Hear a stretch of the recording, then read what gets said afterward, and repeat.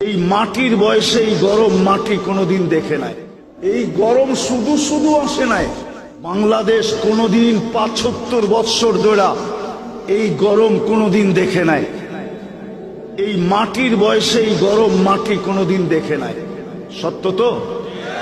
হ্যাঁ, এই গরম কেন? সারা দুনিয়ার মুসলমান নির্যাতিত কেন জানি না। শাহরাস্তির ওলামারা মানবে কি মানবে না। আমার তো বন বলে ধারণা, আমার বলেই ফেলবো। আমার তো মনে হয় এই উম্মতকে আল্লাহ দুনিয়াতে পাঠাইতেও চাইছিলেন না। বলবেন তাহলে কেন দুনিয়া আসলাম? এটারও একটা কারণ আছে। কেননা কিয়ামতের দিন আমাদেরকে আল্লাহ সাক্ষী হিসাবে নিজের পাশে স্টেজে দাঁড় করাবে। শুহাদা আলান নাস।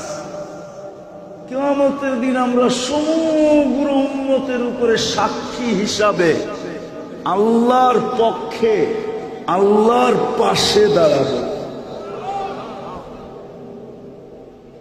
কিন্তু যদি দুনিয়ায় না আসতাম তাহলে সমস্ত উম্মতরা বলতো এরা তো দুনিয়াই দেখে নাই, আমাদের বিরুদ্ধে সাক্ষী দেয় তো দেয় কি করে।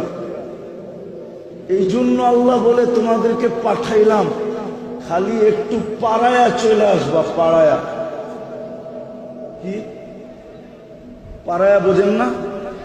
মাঝে মাঝে বন্ধুকে বলে না, কোন আত্মীয় স্বজন বুজুর্গকে বলে হযরত আমার বাড়ির সামনে দিয়ে যাবেন, আমার বাড়িটা একটু পাও রাখা যাবে। আল্লাহ আমাদেরকে পাও রাখার জন্য পাঠাইছেন, নাইলে আমাদেরকে ৬০-৭০ বছর বয়স কেন দিতেন? অন্য উম্মতকে তো ১০০০ বছর বয়স দিছেন, আমাদেরকে তো শুধু ৬০-৭০ বছর বয়স দিছেন। আবার ৬০-৭০ দিয়েও আল্লাহ ভাবতেছেন মনে হয় পারানের জন্য বেশি সময় দিয়া দিছি। তো আল্লাহ ২ পর্বে আবার কমাইও দিছেন যে যতদিন পর্যন্ত তুমি প্রাপ্ত বয়স্ক না হবে এই সময়টা তোমার বিরুদ্ধে যাবে না, পক্ষে যাবে। বিরুদ্ধে কলম উঠানো থাকবে, নিষ্পাপের খাতায় লেখা হবে। ১৫ বছর রইল আর কত? ৬০ হইলে ৪৫, ঠিক না? তারপরও ভাবতেছেন মনে হয় পারানের জন্য এটাও বেশি হয়ে গেছে। আল্লাহ বলে যতক্ষণ ২৪ ঘন্টায় ঘুমায়া থাকবে, ২৪ ঘন্টায় যতক্ষণ ঘুমায়া থাকবে অতক্ষণ জীবন তোমার বিরুদ্ধে যাবে না, কলম তোমার বিরুদ্ধে লিখবে না। আমরা কলমকে উঠায় রাখবো। রুফিয়াল কলম নাইম হাত্তা ইয়াস্তাইকিজ। ঘুমন্ত ব্যক্তির থেকে কলম উঠানো থাকে যতক্ষণ পর্যন্ত সজাগ না হয়। বুঝা গেল এটাও মাফ। তাইলে আর রইল কতটুকু? পারানের জন্য দিছেন, পারানের জন্য। আফসোস তো আমার এই জন্যই আলোচ্য বিষয় এটা নিলাম, যেটা আমি শুরু করছিলাম যে মুসলমান তো বটে, কাগজে তো লেখি, মুখে তো বলি, স্বীকারোক্তি তো দেই, কিন্তু আমার ভিতরে ইসলামের রং কতটুকু? উম্মতে মুহাম্মদী তো বলি, কিন্তু নবীর আদর্শ আমার ভিতরে কতটুকু? শাহরাস্তির মানুষ একটু ভাবেন। একটা তো প্রমাণ দিলাম যে নবীর আদর্শ যদি থাকতো তাহলে ৫০ টাকার চুল যুবক কেন ৪০০ না ৫০০ না? এই রোজার ঈদে ১০০০ টাকা দিয়ে চুল কাটছে, ১০০০ টাকা দিয়ে। জিজ্ঞেস করেন এদেরকে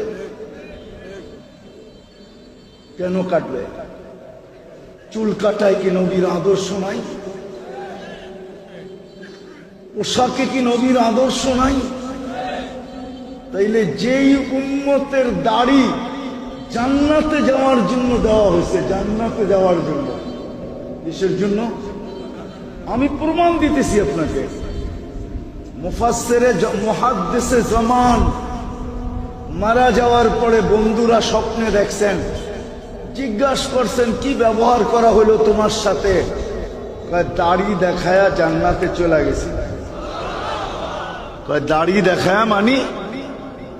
আল্লাহর সামনে যখন উপস্থিত হইছি তো আল্লাহ জিজ্ঞাসা করছে, ওই খাটাস বুইড়া, ওই সাদা দাড়িওয়ালা বুইড়া কি নিয়ে আসছস? হাদিস মনে উঠছে। তো আল্লাহকে বলছি কি আপনি কি সত্য বলেন নাই? জিবরিল কি সত্য বলে নাই আমাদের নবীজিকে? নবীজি কি সত্য বলে নাই সাহাবাদেরকে? সাহাবারা কি সত্য বলেন নাই ওনার ছাত্রদেরকে? ওই ছাত্ররা কি সত্য বলে নাই আমাদেরকে?